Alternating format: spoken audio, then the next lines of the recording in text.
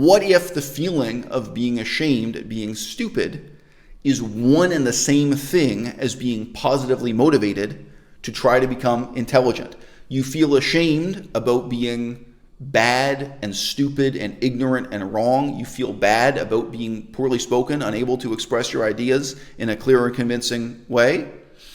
That feeling of shame may not be separable from, it may not be a replaceable or extricable component of what we describe in other contexts as a positive motivation. I've grown up in a culture where I feel I'm surrounded by people at all ages, at all socioeconomic levels, who simply embrace dumbing out. They feel no sense of shame in being stupid, in being ignorant, in being poorly spoken. They're not afraid to appear to be an idiot at all. They embrace it. Our attitudes create habits. With the passage of time and repetition, our habits shape who we really are. I cannot boast that my YouTube videos are short, blunt, and to the point. However, I make videos that are blunt and to the point.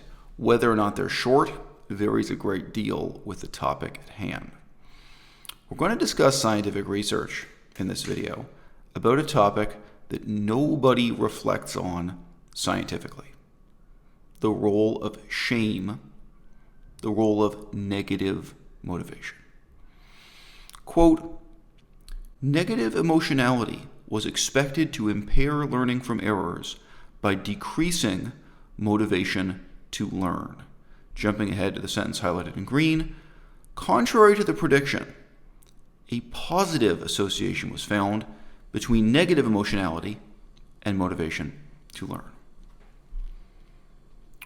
Why would this be surprising, whether we're discussing this issue autobiographically, philosophically, or scientifically? Why would anyone be surprised to discover that, as we used to say, shame is the mother of learning? Now let's talk about the spectrum of shame for just a moment here, because some of you may be thinking of extreme examples of shame, and some of you may be thinking about very trivial, very small scale examples of shame. All of them have to be considered in this examination. I had a video recently talking about drug addiction, and I quoted several people who quit drugs, and they really spoke positively about how feeling ashamed of themselves as drug addicts was crucial to their gaining the motivation to live a life of sobriety, to change their lives, to give up drugs, so on and so forth. One of them said specifically and movingly that she felt ashamed to walk across the courtroom in chains in front of her own mother. Her mother, who had given her everything, her mother who had given her so much support and educational opportunities in life, who had set her up to succeed. Now she was walking in front of her mother with her hands and feet in chains. She was ashamed, and she got positively motivated to quit drugs. I have all my life heard similar anecdotes from drug dealers. Very often, people who were experienced drug dealers said that they didn't feel ashamed at all when they were dealing with the police face-to-face, and you can imagine the kind of bravado that they feel the police are their opponents, their enemies. They maybe don't feel ashamed when they're facing down the police or facing down the jail cell, but then they have the experience of seeing the expression on their mother's face, their grandmother's face, their aunts and uncles' faces, maybe their brothers and sisters' faces. They see how shocked and disappointed and ashamed their own family members are when it's revealed that they have been a drug dealer, that they have been arrested, that they're facing these charges. And very often they will reflect that this shame powerfully motivated them to start a new life, to change what they're doing. This is not uncommon. This is frankly ubiquitous in the human experience. Although we can't draw up some kind of simple rule or some kind of simple conclusion that shame gets results, it's very clear to all of us that shame often plays a role in motivating us to adapt, to change, to learn. That shame can in so many ways be a good or positive thing. And over at the sort of minuscule end of the spectrum, all my life people have perceived me as being gifted at public speaking, being a very skilled orator, being very good at face-to-face, person-to-person conversations. I grew up with a tremendous and intense sense of shame whenever I happened to use the wrong word in conversation, whenever I happened to stumble over my words in conversation. And nobody taught me this. It wasn't that I was ridiculed by other children or ridiculed by my parents. It wasn't that I was given encouragement one way or another by my teachers. I felt ashamed if I spoke poorly, if I said the wrong thing, if I misused the word, any word. And I would often remember very precisely what it was I'd said wrong and what the error was, and I'd agonize over it, and I might wake up the next morning regretting it. No reason.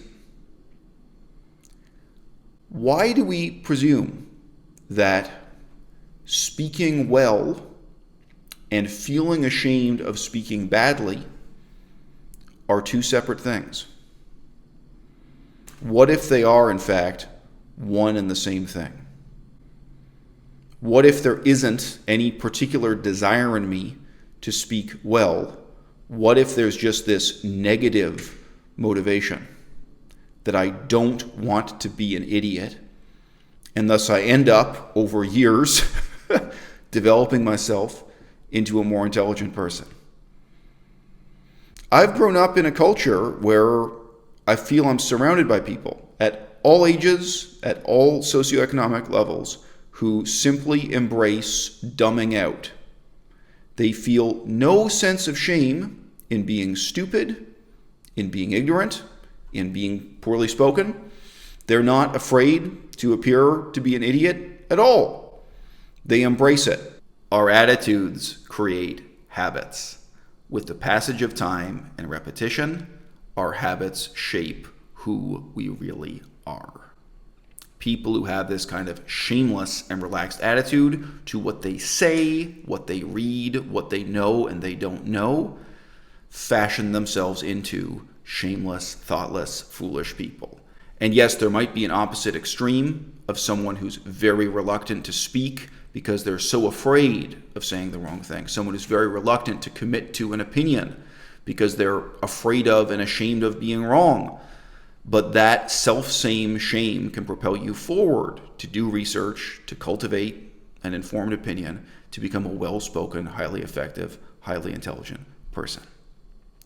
So how do we come now to be in this culture that presumes that shame is an entirely negative thing, that propounds this doctrine that nobody should feel ashamed? The fat should not be ashamed of feeling fat. The lazy should not feel ashamed of being lazy. The ignorant and the stupid should not be ashamed of any of their failings, much less should they feel a positive motivation to make something better out of themselves. How did that become the predominant cultural discourse in 2020?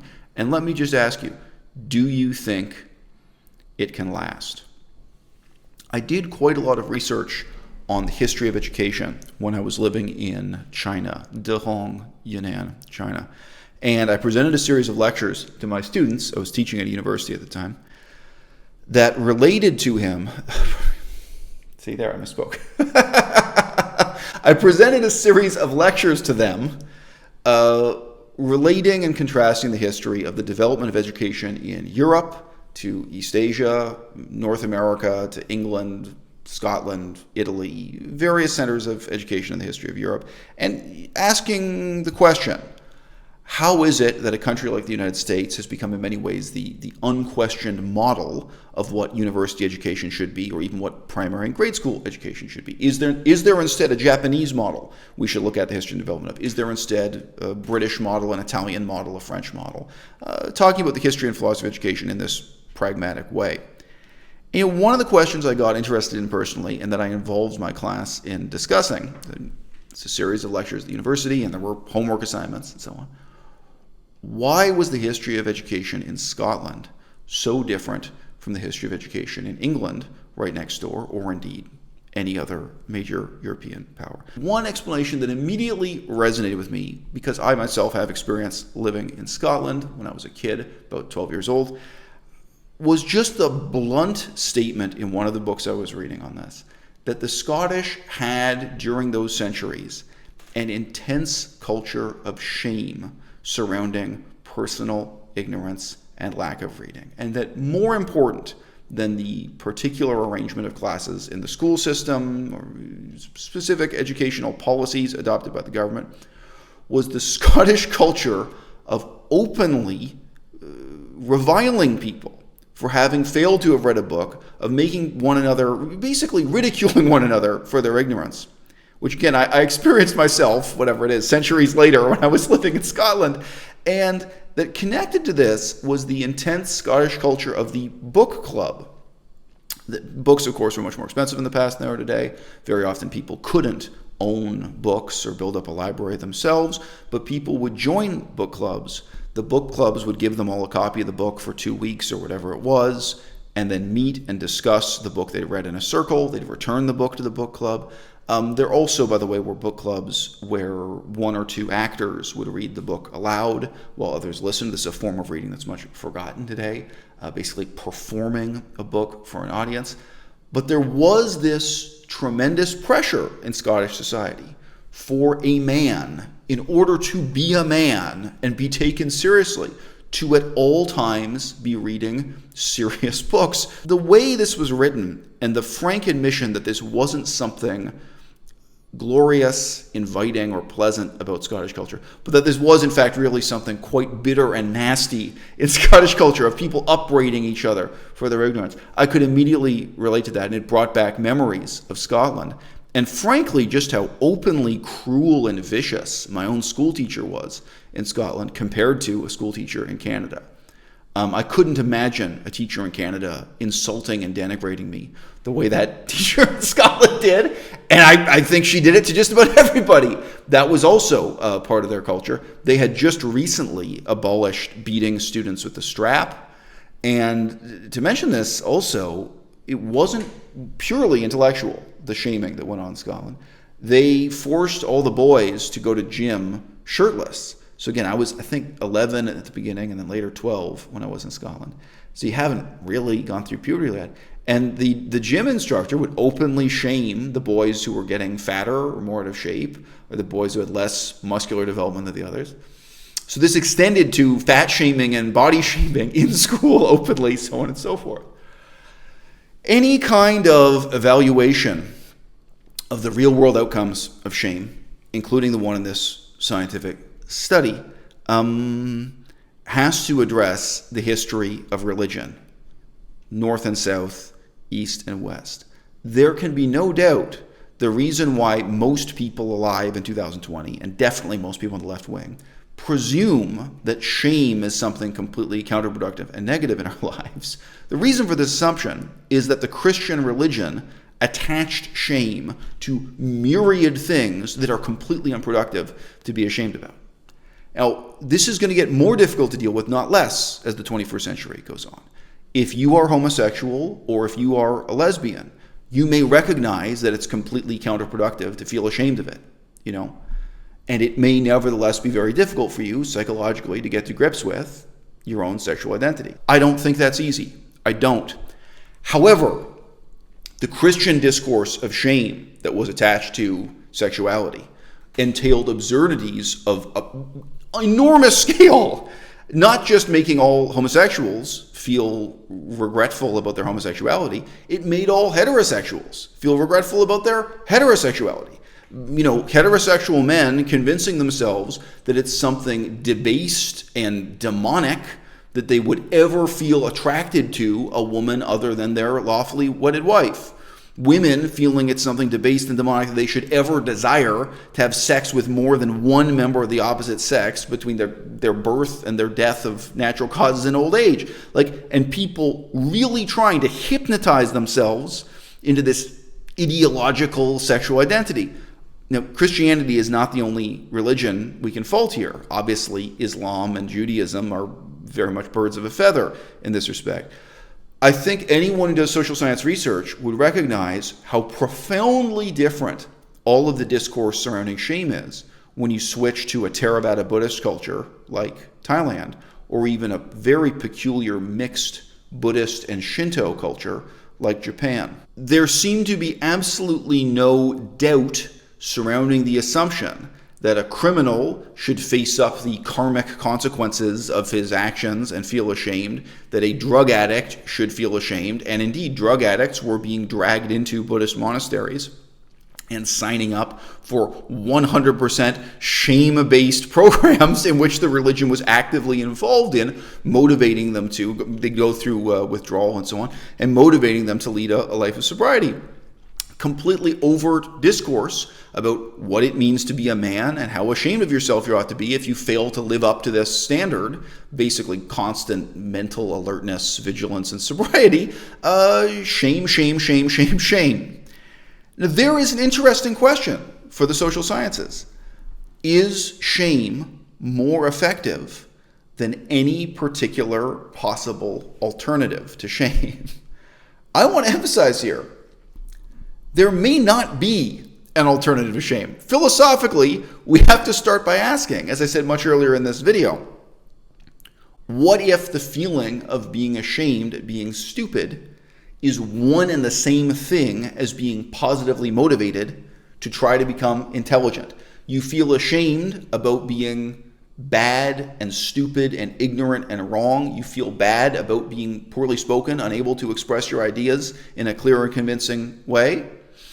That feeling of shame may not be separable from, it may not be a replaceable or extricable component of what we describe in other contexts as a positive motivation. We may just be talking about two different ways of describing one and the same thing. The most important finding of this study is, however, that virtually no research has ever been done in this field on this question. The study includes a review of the literature that I think is much more important than its particular findings.